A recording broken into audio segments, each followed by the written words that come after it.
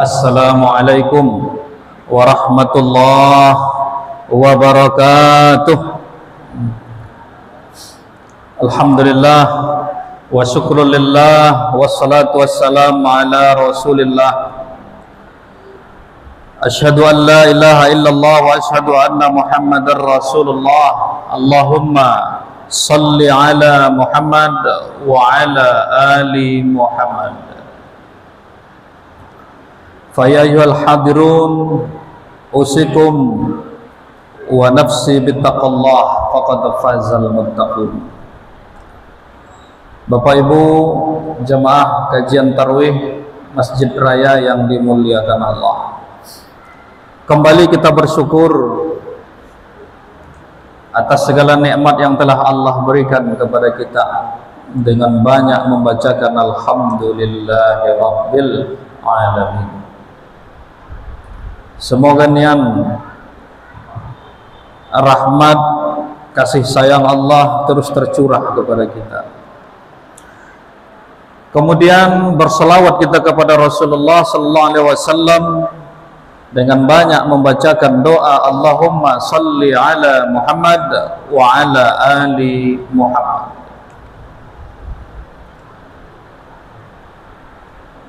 Kita tidak terlepas dari dua ungkapan ini, memuji Allah dan memuja Rasulullah. Ketika dua kekuatan ini kita pegang teguh dalam keseharian, kita akan mendapatkan keselamatan dunia, selamat akhirat. Toh yang kita inginkan hanya itu, selamat dunia, selamat akhirat. Apa gunanya kita memiliki kekuatan lebih di dunia tapi kita tidak selamat?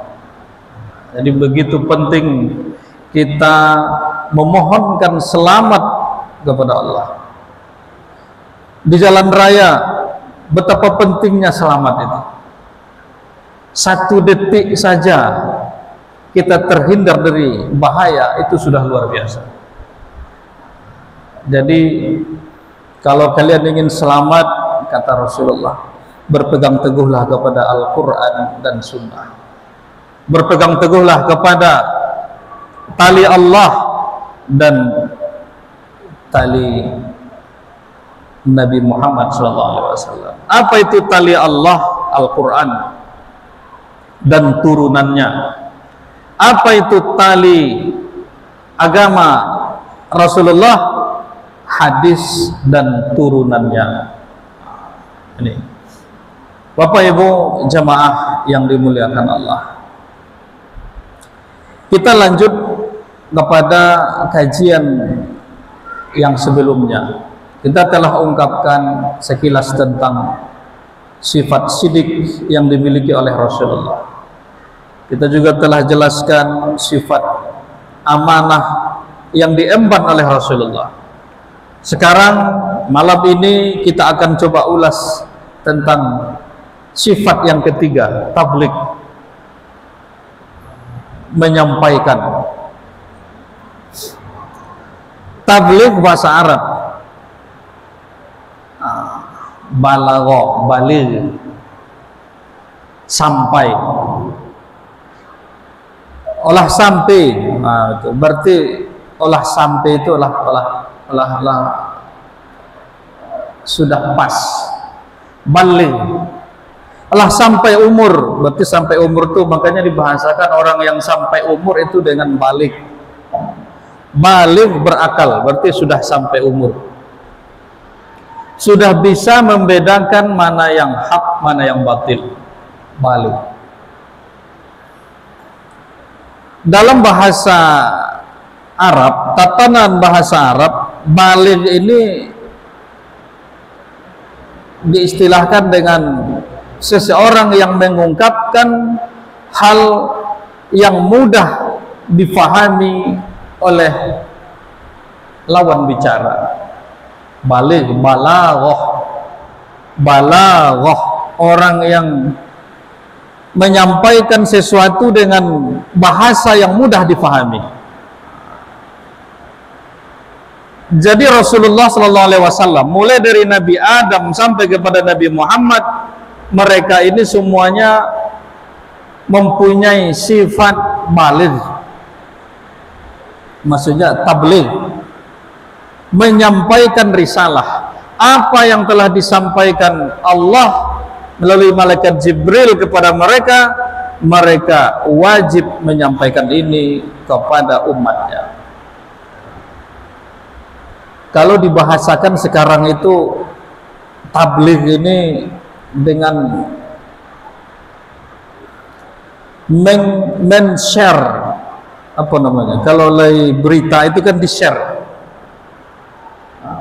di-upload. Jadi seluruh aktivitas, seluruh dakwah yang diterima oleh Rasulullah ini wajib untuk di-share, disebarkan. Tentang diterima atau tidak, ini cerita lain. Kenapa kebaikan-kebaikan itu diperintahkan untuk di-share, untuk di-upload sebanyak mungkin? Ya, karena ini bagian dari dakwah Rasulullah SAW. Dalam Al-Quran dibahasakan dalam surah Al-Ma'idah ayat 67 diungkapkan, A'udzu billahi minasy syaithanir rajim. Bismillahirrahmanirrahim. Ya ayyuhar rasul balligh ma unzila ilaika mir rabbik wa illam taf'al fama ballaghta risalatah wallahu ya'simuka minan nas innallaha la yahdil qaumal kafirin. Wahai kalian para rasul, kata Allah. Berarti para rasul ini mulai dari Nabi Adam sampai Nabi Muhammad, ini namanya rasul. Makanya dalam pembelajaran anak-anak kita itu kan wajib menghafalkan nama-nama nabi dan rasul. Jadi yang 25 ini wajib kita ketahui, wajib kita kenal. Maksudnya kita kenal itu ketika orang menyebut Zulkifli, itu nabi atau tidak? Ya, nabi. Zakaria, nabi atau tidak? Ya. Tapi kalau berurutan, mungkin ibu-ibu yang sudah usianya lanjut tidak akan mungkin Adam, Idris, Nuh, itu repot sekali. Ketika orang menyebut Zulkarnain, nabi atau tidak? Nah, itu contohnya kan? Oh, tidak. Nanti kita sudah paham itu. Bapak Ibu jamaah yang dimuliakan Allah, dalam bahasa Quran disebutkan ya ayyuhar rasul, wahai para rasul. Rasul yang dimaksud di sini adalah Nabi Muhammad sallallahu alaihi wasallam. Begitu indah Allah memanggil Nabi Muhammad. Ya ayyuhar rasul. Bukan dipanggil dengan ya ayyuha, ya Muhammad, bukan begitu. Ya ayyuhar rasul, oh ya, Rasulullah. Kalau bahasa kitanya ini apa namanya, panggilan kesayangan. Dalam berdakwah kita harus memanggil seseorang itu dengan nama kesukaannya, dengan nama kebanggaannya. Ya ayyuhan nabi. Coba kita lihat di Al-Quran itu, ungkapan-ungkapan seperti ini banyak kita temukan. Ya ayyuhan nabi, itu tujuannya Nabi Muhammad.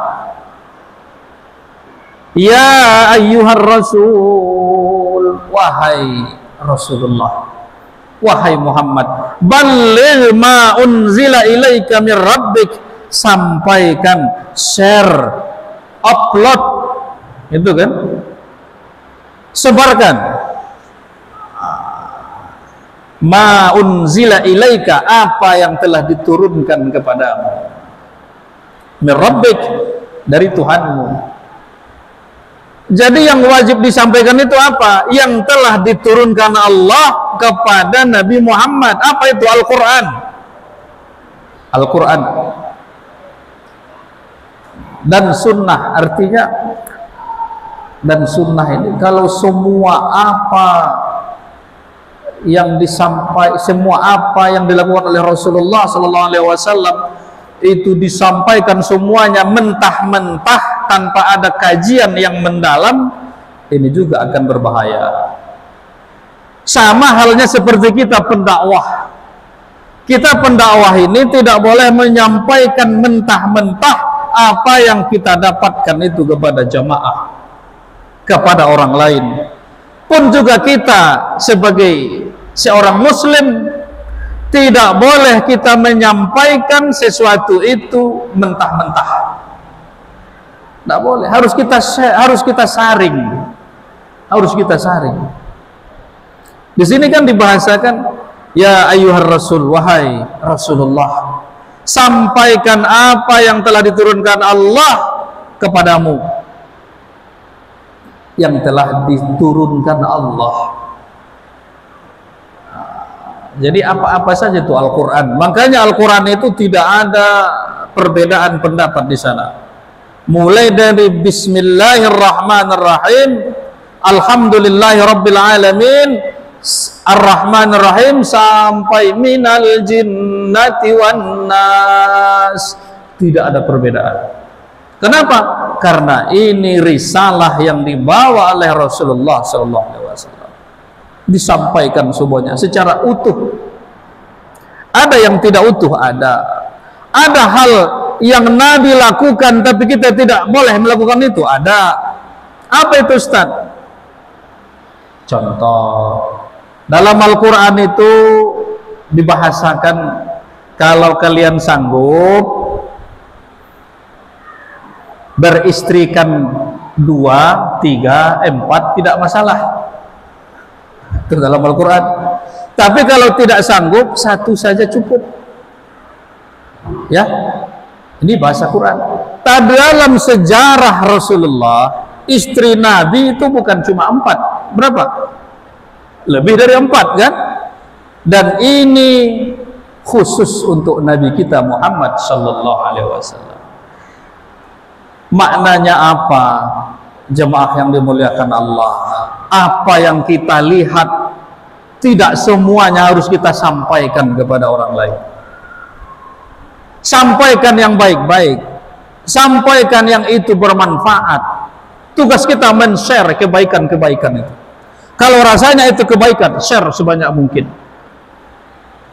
Jangan sampai kita kalah ketika orang berani mempublis maksiat sebanyak mungkin. Kita harus lawan itu. Bagaimana cara kita melawan tayangan-tayangan maksiat yang ada di medsos, yang ada di media-media saat ini, yang sudah tidak bisa kita hambat perkembangannya. Tiada lain, kita semuanya harus men-share yang baik-baik. Ketika itu kebaikan, upload, share, upload terus. Karena tabligh ini bagian dari risalah yang dibawa oleh Rasulullah sallallahu alaihi wasallam.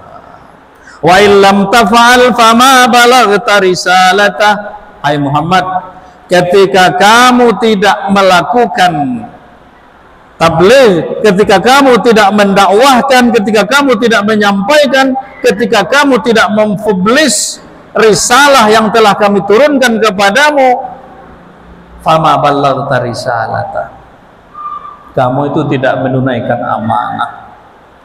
Wallahu ya'simuka minan nas, Allah akan menjaga kamu dari sekalian manusia. Kita menyebar kebaikan, jangan takut, Allah menjaga kita. Begitu. Orang berani men-share hal-hal yang maksiat, kenapa kita nggak berani men-share yang baik-baik?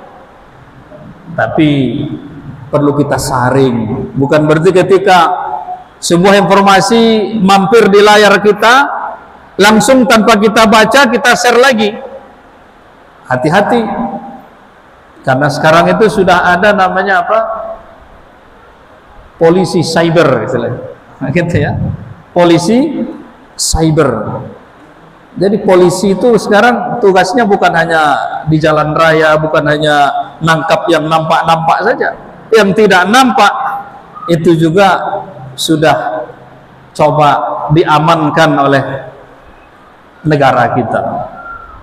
Makanya ketika men-share sesuatu kebaikan, lanjutkan terus. Ketika kita yakin ini menghasilkan sebuah kebaikan, share. Kita dapat satu pahala. Terserah apakah itu diterima atau tidak. Percayalah, ketika kita menanam sebuah kebaikan, kebaikan-kebaikan yang lain akan datang. Hadirin jemaah tarawih yang dimuliakan Allah, innallaha la yahdil qaumal kafirin. Sesungguhnya Allah tidak menunjuki orang-orang yang kafir. Ini artinya apa? Dakwah kita itu diterima atau tidak, itu tidak urusan kita lagi. Kita hanya menyampaikan dengan baik, dengan teliti, dengan hikmah, kebijaksanaan, dan tidak ada paksaan. Dan ketika Allah membalikkan hati seseorang untuk mendapatkan hidayah, tidak ada satupun yang bisa menghalangi. Dan ketika Allah tidak menginginkan hidayah kepada seseorang, siapapun yang akan menyampaikan kajian kebaikan kepadanya tidak akan bisa diterima. Ini yang dimaksud dengan innallaha la yahdil qaumal kafirin. Allah tidak akan menunjuki orang-orang yang kafir. Hadirin jamaah tarawih yang dimuliakan Allah, ini maksudnya apa? Kita mari bersama untuk tebar kebaikan. Tebar kebaikan ini bagian dari dakwah Rasulullah. Mudah-mudahan ketika kebaikan kita tebar, ketika kebaikan kita upload, maka kebaikan-kebaikan yang lain akan muncul. Semoga kita menjadi bagian dari pendakwah, bagian dari yang menolong agama Allah. In tansurullah yansurkum wa yusabbit aqdamakum. Ketika kalian menolong, ketika kalian mensiarkan agama Allah, percayalah Allah akan menolong.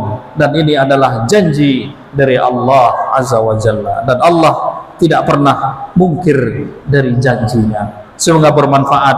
Wabillahi taufik wal hidayah. Assalamualaikum warahmatullahi wabarakatuh.